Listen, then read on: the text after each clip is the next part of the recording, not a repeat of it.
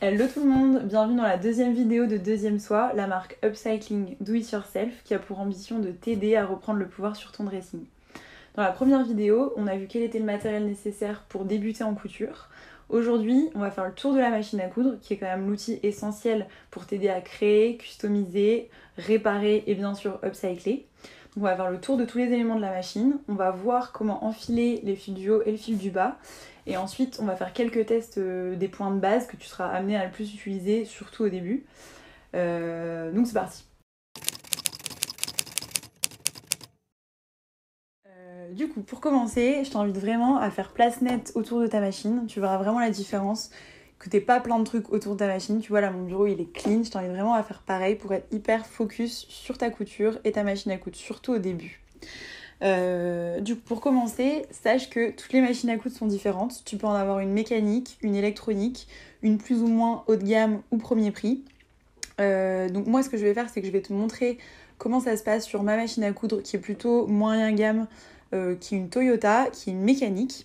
Donc je t'invite vraiment à prendre le guide d'utilisation de ta machine pour voir un peu les spécificités, mais globalement, toutes les machines fonctionnent de la même façon. Donc on va commencer. Tout d'abord, plutôt basique, un on-off qui permet vraiment en fait, surtout d'avoir la lumière qui te permet d'avoir une bonne visu sur ta matière.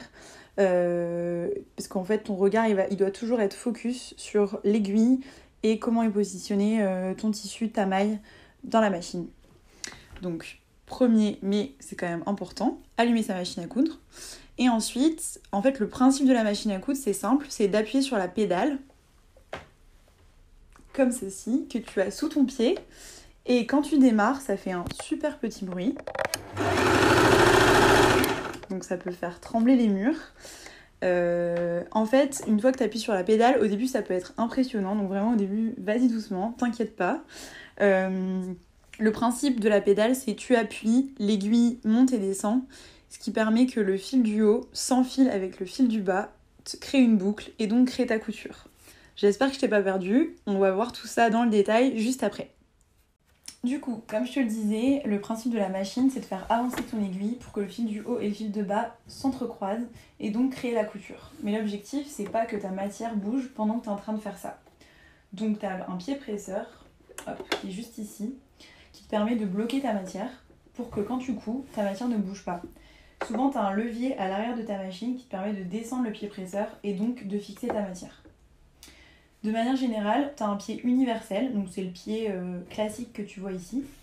Mais tu peux avoir d'autres pieds, pied presseur, qui est aussi appelé pied de biche, chose que j'ai oublié de te dire.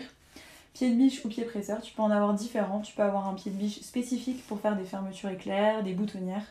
Tu seras amené à en utiliser différents au fur et à mesure que tu monteras en compétence en couture. Mais de manière générale, te prends pas la tête. Tu vas surtout utiliser le pied presseur universel qui est juste là. Le pied presseur, il te permet aussi d'avoir une indication sur la marge de couture à utiliser. En couture, on prend souvent une marge de couture, donc c'est une marge de sûreté qui te permet en fait de ne pas coudre directement au bord de ta matière, mais de t'en éloigner un peu. De manière générale, on prend une marge de couture entre 0,7 ou 1 cm. Tu vas me dire comment je fais pour capter 0,7. En fait, l'aiguille, elle est toujours au milieu de ton pied presseur et la distance entre l'aiguille et le côté de ton pied presseur est de 0,7 cm. Donc souvent tu vas prendre cette distance-là ou 1 cm. Par exemple pour un ourlet, tu prendras plutôt 2 cm. Ici, les griffes d'entraînement vont aussi te permettre de t'aider à avoir des repères pour faire ta marge de couture. Donc le pied presseur, ça te permet de bloquer ta matière, de faire différents types de couture, boutonnière, fermeture éclair, mais également de repérer ta marge de couture. Ensuite, la tension du fil.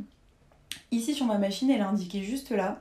La tension du fil, elle va être plus ou moins bien ajustée selon que ta couture, que ta matière va froncer sous ta couture. Si tu vois que ta matière fronce, c'est que ta tension de fil est trop élevée.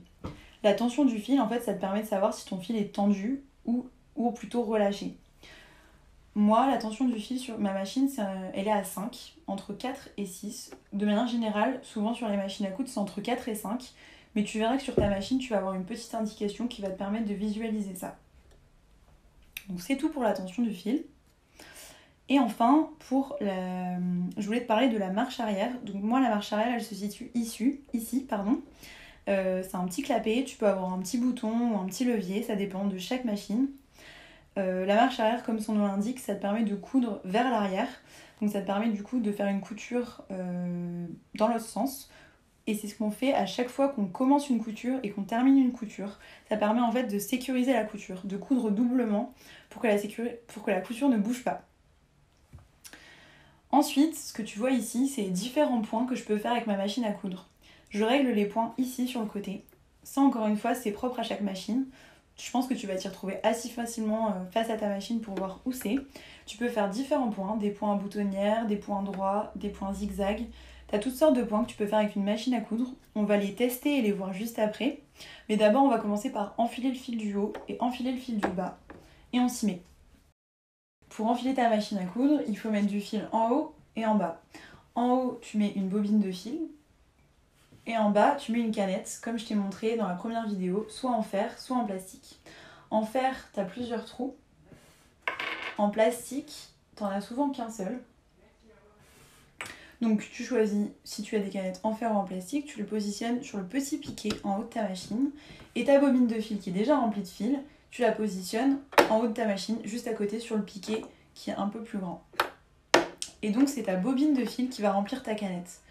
Globalement, encore une fois, c'est à peu près pareil sur toutes les machines. Tu tires du fil de ta bobine. J'ai pas choisi la meilleure bobine de fil. Tu l'enroules sur le petit piquet avec un arrondi. En fait, tu le fais passer derrière le rond qui est positionné ici au-dessus de ta machine. Tu passes le fil derrière et tu viens passer le fil dans un des trous de ta canette.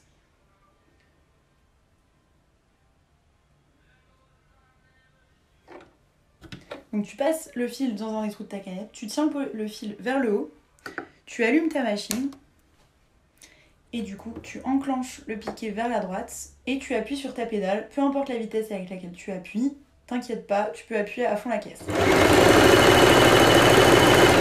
Après quelques tours, donc une fois que tu as appuyé sur ta pédale, comme tu as pu le voir, le fil s'enroule autour de la canette. Après quelques tours, une fois que le fil a fait quelques tours autour de la canette, tu peux couper le fil que tu tenais jusque là vers le haut et continuer à enfiler ta canette.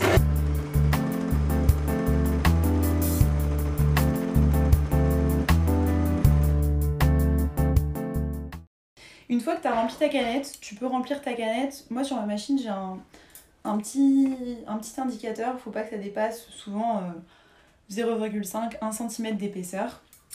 Ensuite tu coupes ton fil. Et tu vas du coup enfiler ta bobine de fil et ensuite enfiler ta canette. Donc on commence par enfiler la bobine de fil en haut. Donc le fil est déjà commencé à être enfilé donc pour reprendre toutes les étapes. Mais ça c'est encore une fois propre à chaque machine, mais tu peux suivre les numéros qui te donnent les indications. Sur chaque machine, tu as des indications qui te donnent le sens de circulation du fil.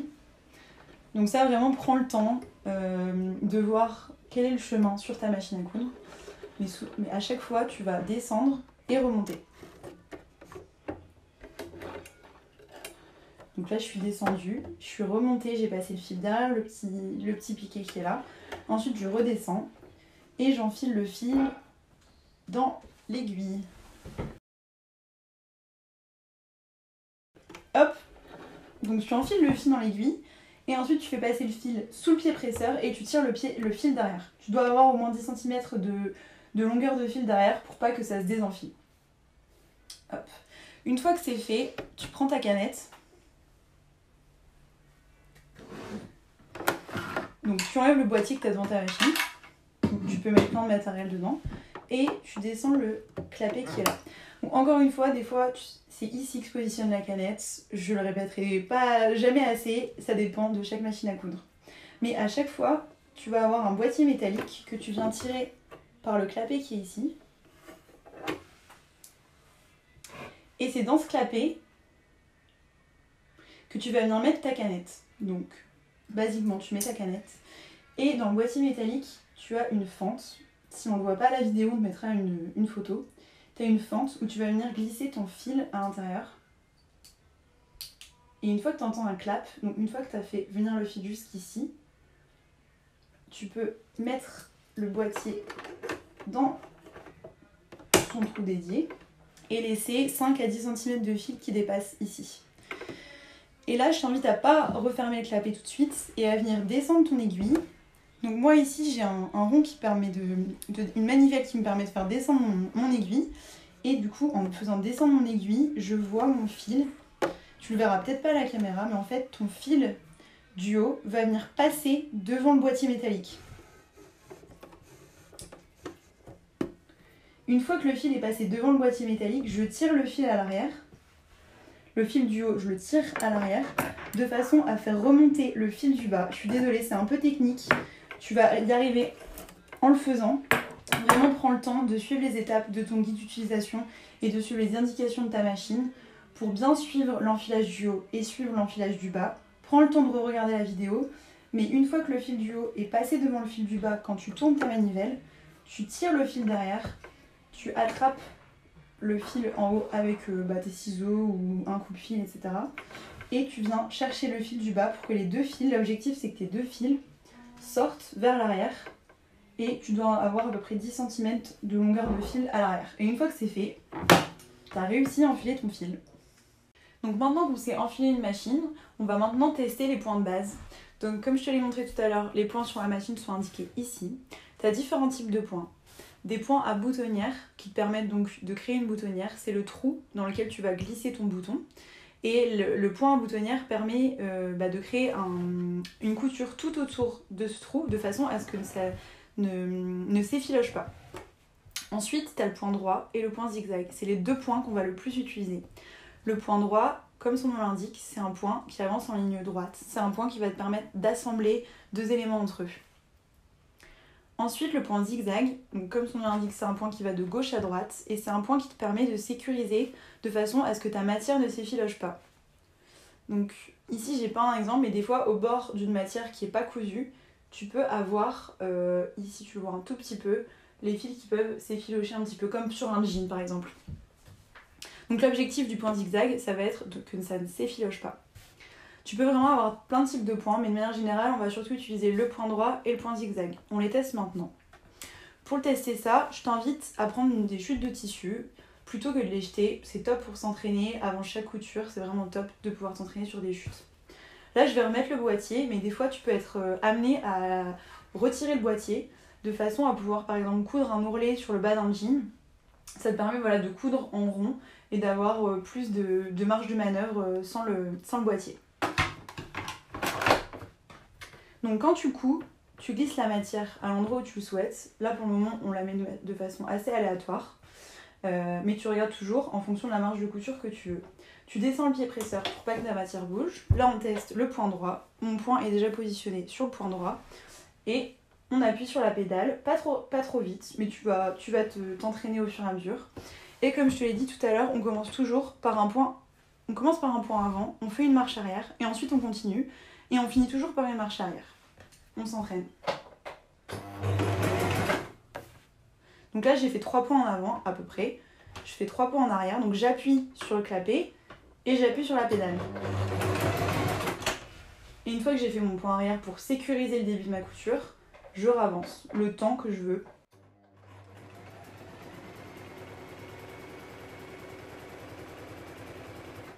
Donc là comme tu le vois, j'accompagne un peu ma matière en la tirant vers l'arrière, mais normalement la matière est censée avancer au fur et à mesure que le pied presseur et l'aiguille la font avancer. Une fois que j'ai fini de coudre, je fais mon point arrière. Ensuite je soulève le pied presseur, je tire le fil, je tire la matière avec le fil et je coupe en laissant toujours suffisamment de fil pour pas que ça se désenfile. Donc là, je sais pas si tu le verras à la caméra, mais j'ai fait un point droit. J'ai un peu pris un fil ton sur ton, ce qui n'est pas l'idéal, mais on te fera une photo. On teste le point zigzag. Donc toujours, selon ta machine, tu changes de point. Donc moi, c'est toujours avec une manivelle. Et tu testes le point zigzag de la même façon. Sur le point zigzag, tu vas pas faire de marche arrière. Tu vas faire uniquement un point zigzag.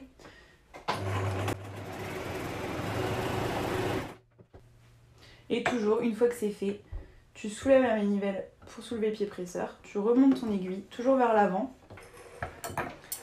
Et tu coupes.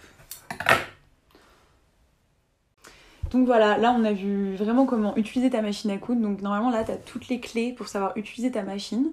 Ce que je t'invite vraiment à faire, c'est continue à t'entraîner sur des chutes de tissu jusqu'à ce que tu te sentes à l'aise à appuyer sur la pédale. Tu vas voir qu'à force, tu vas voir que ça va devenir satisfaisant pour toi de te sentir de plus en plus à l'aise et de savoir manier ta machine. Il faut du temps, donc vraiment sois patiente avec toi-même et avec ta machine, parce que des fois on a un peu envie de taper dessus. Donc résiste. Et dans la prochaine vidéo, on présentera avec ma binôme Paula, binôme de l'aventure, un peu plus le concept et on te dira un peu plus comment on en est venu à créer le projet de Deuxième Soi avant de te faire d'autres vidéos pour te parler couture et upcycling parce que c'est vraiment le but de la chaîne. Et en attendant ça, je t'invite à nous suivre sur les réseaux sociaux, surtout Instagram, et à t'abonner pour ne manquer aucune vidéo. Je te dis à bientôt pour donner une deuxième vie à nos dressings. Salut!